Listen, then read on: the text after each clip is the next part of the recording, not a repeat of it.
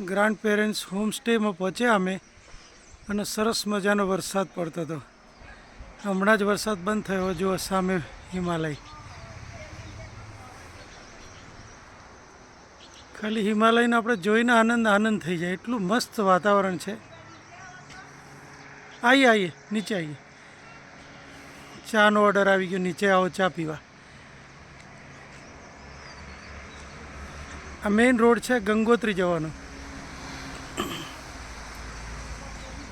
ઉત્તરાખંડના રસ્તા જુઓ, એટલા મસ્ત રસ્તા બની ગયા છે. હવે તમે પોતે ગાડી ડ્રાઈવ કરીને આવી શકો.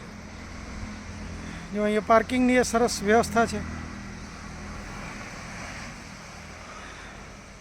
ઉત્તરાખંડમાં છે ને રહેવા જેવું છે.